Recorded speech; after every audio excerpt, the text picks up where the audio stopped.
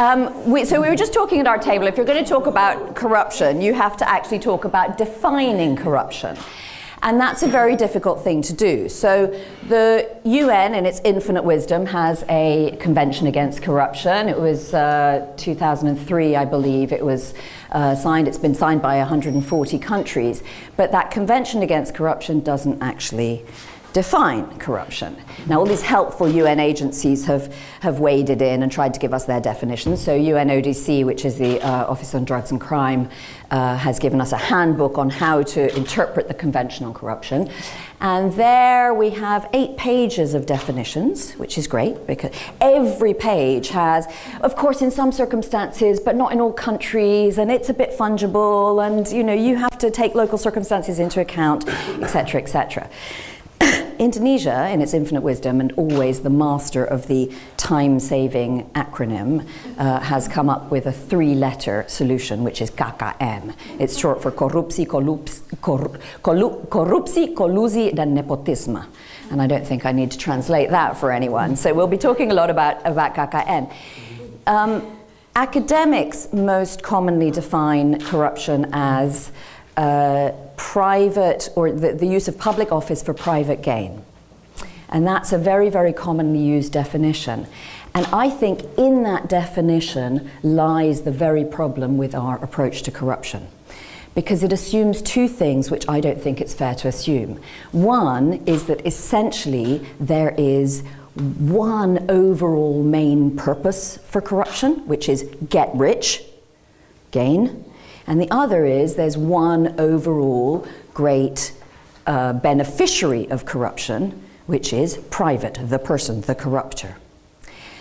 But then what happens when you have a huge, let's say a helicopter contract or some military contract, and you get a big kickback from that, and you put those slush funds into your party finances? Is that private gain? Who knows? Did any of you contribute anything to any of the post-tsunami recovery funds? No? Did anyone? Yeah, whatever. So, yeah, I mean, 2004, it was a time some were too young to, I'm sure, but, it killed 250,000 people around Asia Pacific, 190 of them just in this one province of Indonesia here in Aceh. Aceh got $7 billion of your and other people's money for reconstruction. And it used it quite well for reconstruction, but it channeled a lot of that through a rather toxic separatist group who used it to entrench their power base and who are now actually in power in Aceh. But it did shut down a 25-year civil war. So is that corruption or not? You're détourné the funds in a way, but actually you're using it for a purpose that you could argue had a fairly good output. So when I first arrived in Indonesia, President Suharto, who, as you know, was in power for 32 years, was right in the middle of his glorious reign. And as I say, Transparency International gave him the chapeau of being the most corrupt world leader in a 10-year period.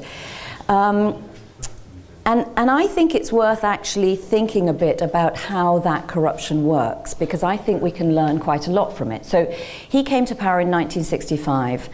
He took power, let's be precise, in 1965 in rather unpleasant circumstances.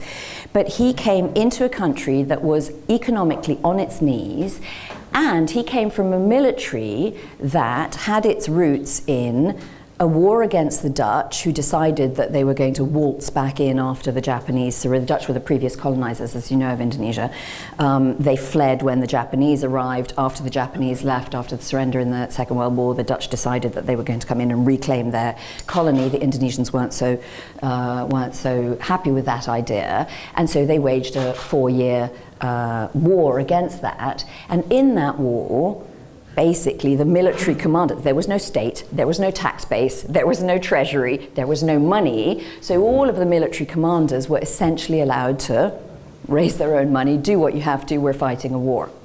And that was the basis of the Indonesian military, and it remained so after independence. So Suharto came from that tradition, and when he came to power in this absolutely chaotic economic situation, he just said, well, it's been working okay so far, let's just keep it like that. So he helped the military along by giving them contracts, monopolies over the most lucrative businesses, so mining, logging, oil and gas.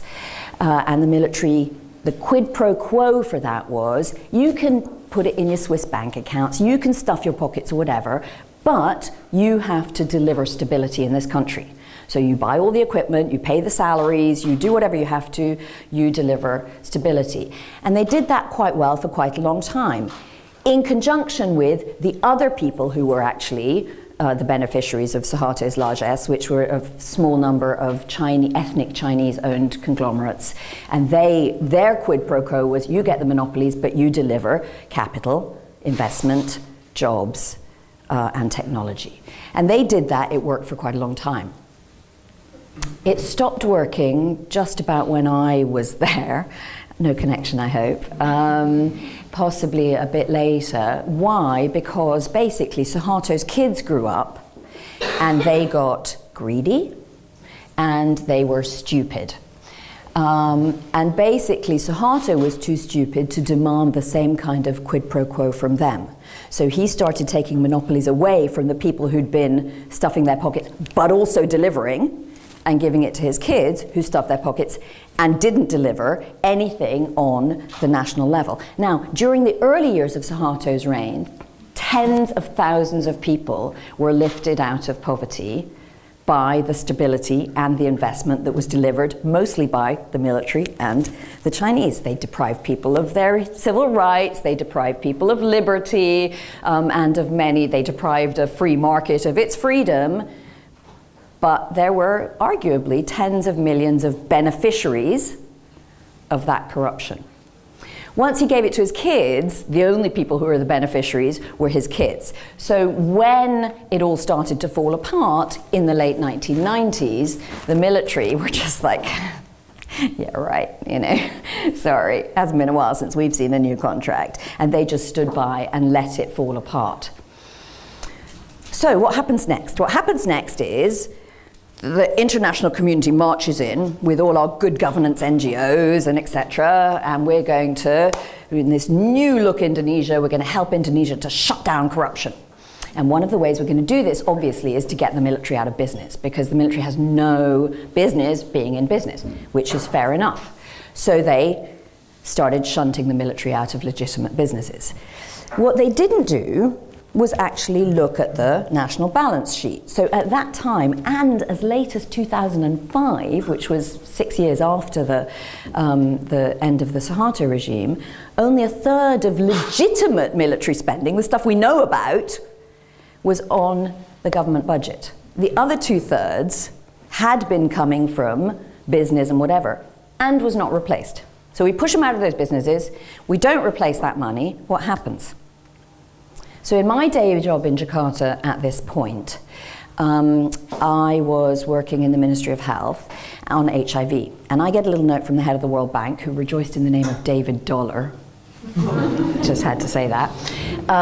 And he sends me a note saying, we're making new policy notes for the incoming government, and could you give us your top 3 policy recommendations in your field? And I wrote back and said, number 1, triple the military budget. Number 2, triple the military budget. Number 3, triple the military budget. And he wrote back and said, you're not listening. In your field of HIV. And I said, yes, in my field, triple the military budget. Why? Because HIV was driven almost exclusively by heroin injection. And heroin was delivered exclusively through military networks. Why? So we'd had almost no heroin in Indonesia until the end of the Suharto years. And suddenly it starts blossoming. So part of my job is to help the government to figure out what we need to do in terms of prevention going forwards. And so we start mapping where we know we've got use coming up. And I'm mapping it out like this. And because I used to be a hack, and because I used to follow these things, I was like, that looks really familiar, Banyuwangi, Siliwangi. It looks just like a map of the major military installations around Indonesia. And sure enough, it was. So I'm not saying that, I mean, what was happening obviously was that they were dealing out of their networks, and so the first users were around those networks. Am I saying that, you know, the military should be allowed to deal drugs to make up their budget? No, of course not. But what I am saying is, when you start thinking about anti-corruption campaigns, when you start thinking about shutting down income streams for people in the name of cutting them out of corruption, you might actually think what function that corruption is playing. Because almost none of it is use of public office for private gain, full stop. Almost always, corruption, in my experience, at least at the state level, has some kind of a function. And I think that if you think carefully about what that function is, you begin to, and who the beneficiaries are, you begin to possibly come up with more nuanced and perhaps more effective ways of dealing with it. So, Suharto's gone, what happens next? Oh, well, we can't have federalism, because that's a dirty word in Indonesia. So instead of federalism, we decentralize. And we decentralize power not to the then 27, now 35 provinces, but we decentralize it to the level of the district so that we don't have any big regions that are strong enough to break away. Now 500 and possibly 6, possibly 23, no one can quite decide, including the Ministry of Home Affairs, who's responsible for the data. But over 500 districts, each, so we still have a central judiciary, for what that's worth. We have a central fiscal system. We have military affairs and foreign affairs are all governed at the central level, but virtually everything else is decided, though it's financed centrally, the money goes out to the districts and they do what they want with it. So being a district, each district has a directly elected head and a directly elected parliament. So being the directly elected district head is a very, very powerful position, because you have all of this money, you can do basically whatever you want with it. So the first thing that happens is vote buying on a grand scale. The first round of elections, everyone is going around with envelopes. And, you know, I'm just, could you just, number 5, they don't even tell you their name. Number 5, number 5, number 5. That's, of course, there's laws against that, because the legal definition of corruption, well, that falls under the legal definition of corruption, so you're not allowed to buy votes in any country that I know of. It's fallen out of favour not because people are following up on the legal definition, but because it doesn't fulfil its function. The function of vote buying is to get elected. And Indonesian citizens, being much smarter than most of their politicians, probably in common with many other parts of the world, have figured out that I can just take 7 different envelopes and then vote for whoever I was going to vote for anyway. So we had a lovely case up here in central Kalimantan after the last election, where a candidate for the very, very Islamic Prosperous Justice Party is trying to sue his local field workers because they promised that they would deliver votes by buying them, and he gave out a lot of money and then he didn't get any votes. So now he's trying to take them to court for ineffective vote buying, which is rather lovely, I think. But I ask you this, so we know that vote buying is wrong, but democracy is inherently a transactional process, right? I promise you something, or I give you something, you give me your vote. I could give you an envelope of money, or I could promise you a free healthcare system, or watch my lips, no new taxes. The good thing about the envelope of money is that you know that you get it. The other things you're not so sure about. But the difference, ironically, between a legitimate democracy and an illegitimate one is not that you actually get what I promise you, which is vote buying is actually rather good at. It's that I think there are 2 major differences. One is that you have a discussion beforehand, publicly and transparently, about what that package that will be delivered is. That's a public discussion, theoretically, in the democratic process. And then after we've decided that, as a body politic, then that gets delivered to everyone regardless of who they actually voted for. I think that's kind of the democratic compact. But then you look at what happens with, you know, HSBC gives you a big campaign contribution, and then your people don't really push for that discussion in Parliament about caps on bankers' salaries and etc. That's not illegal. That's not as bad as putting 50,000 rupiah in an envelope and giving it to you.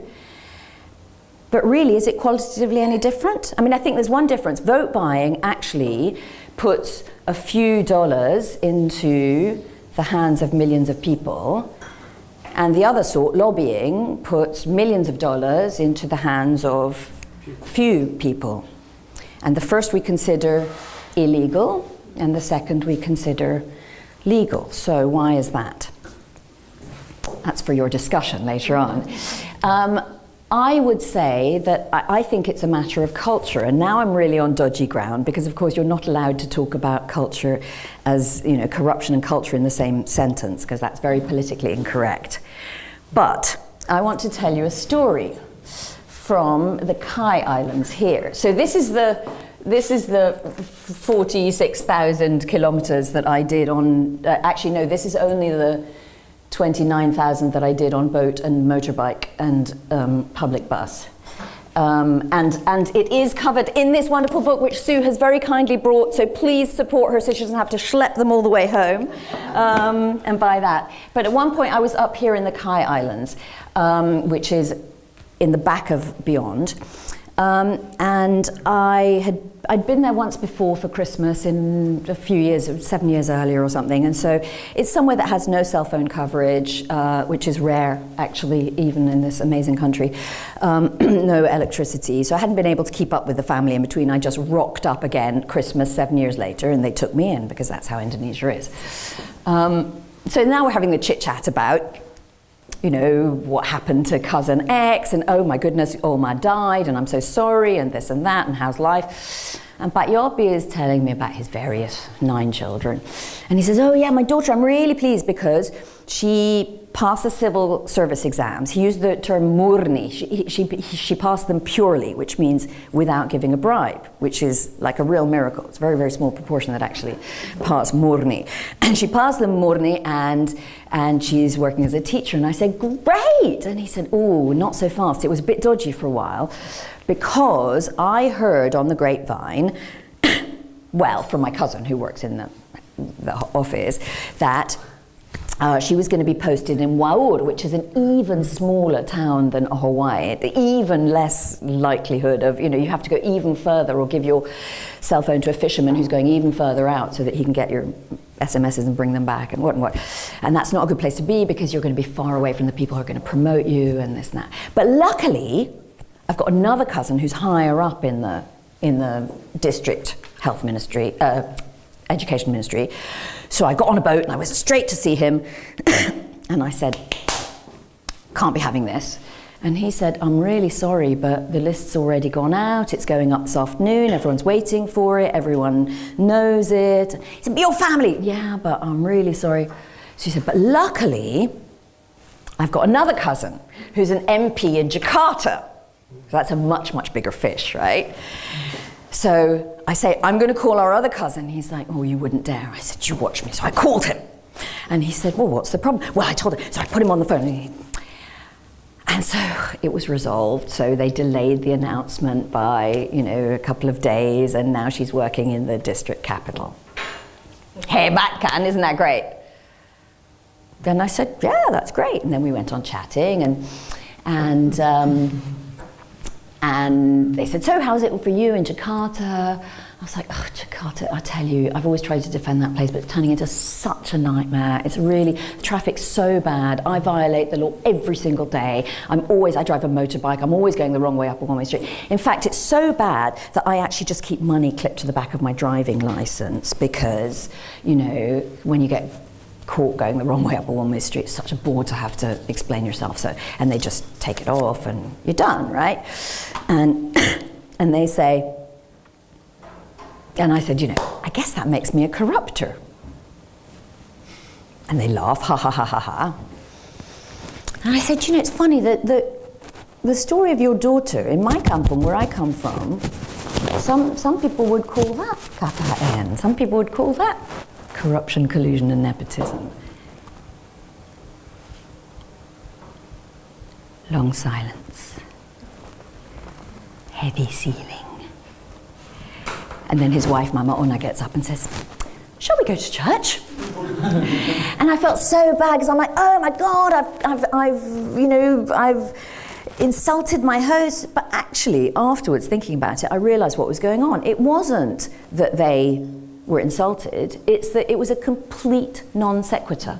They didn't get what I was talking about, because for them, even though the US and institutions and Transparency International, etc., will tell you, actually, this is from a US, the International Governance Commission or whatever, says corruption undermines the rules by which society lives its lives. But actually, they were telling me the rules by which their society lived its life.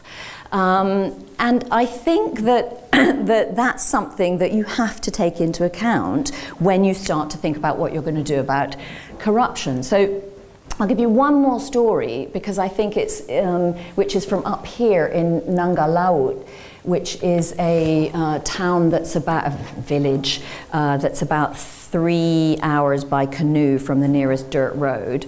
So there's no road up there. And I'm chatting to a guy who's putting his fish traps down on the river, and chat, and he's in quite a bad mood, and he kind of snaps at me, and I'm like, oh, give the girl a bowl of milk. And he says, oh, I'm so sorry, I've had it up to here with the World Bank. I was like, okay. Well, it turns out that he's the village head, and one of his duties as the village head is to administer the Raskin program, it's a subsidized rice program for poor families. So there are 17 million families in Indonesia. It's a social protection program, and they have poverty cards, and they get subsidized rice every month. Now, the World Bank's just done an evaluation of the Raskin program, and what they've found is that only 25% of all this rice is going to poor families. So they've sounded a big alarm bell about corruption, and now all the local inspectors are coming and they're inspecting all of the local things. And this guy says, listen, I know what the protocols are. I went to the training. I know I'm supposed to give rice to only the families with Raskin cards. But in this village, if I do that, I will be crucified, because everything that comes from the government has to be shared equally. It's our social compact in our culture, and I can't be giving it to this one and not to that one. So if I give it to this one and not to that one, then I get slaughtered by my villagers. But if I give it to everyone, then the World Bank calls me corrupt. So what do? And for me, that was very interesting, because I think that it tells you something about what's socially acceptable. So you could say, yeah, but it's a social protection program and the poorer families aren't getting what they deserve. That night, it happens, one of the kids of one of the poorest families in the village has an epileptic fit. And he obviously needs to get to hospital, but hospital is 3 hours by canoe and another 2 hours by boat away, and it's a very, very expensive thing to do. And so I said, well, listen, I'm leaving at dawn, so I'll take your kid to hospital. And by the time I got down at dawn, he'd already left. And what had happened is that the 6 richest families in the village, the ones who are getting the rice that they shouldn't be getting, have clubbed together their money and have sent him off down along with a delegation to make sure that he's going to be okay, which probably I wouldn't have done very well. And so you think, okay, this social compact, we're investing through corruption by giving rice to everyone in a social compact that is actually delivering welfare to everyone, partly. So I leave you with this thought. I think that it's very, very easy to say corruption bad, and we need to wipe it out and what. But what if you think about the functions of corruption and the beneficiaries of corruption, what if corruption actually is what other people call social capital or big society? Things that some European countries are desperately trying to claw back because we've managed to codify everything. We deliver everything through taxation and then giving it back through social programs.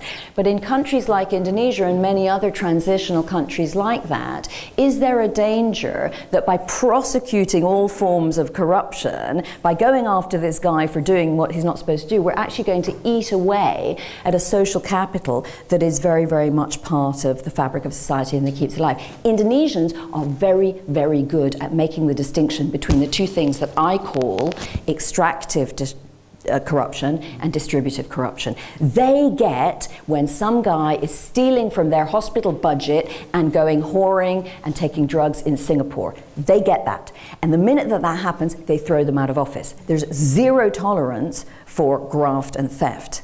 But the kind of corruption that makes sure that everyone in your clan is taken care of, that's a value in our society. That's something we want to preserve. That's not something that we want to give up. The kind of corruption, patronage networks, that make sure that everyone is basically taken care of to a minimum standard is very different from that graft. And I think that we need to start thinking about making a difference between extractive corruption and distributive corruption, and being able to think in more nuanced ways so that we can actually decide which one we need to appropriately go after and which one we can be most effective against. And I leave you to discuss those things.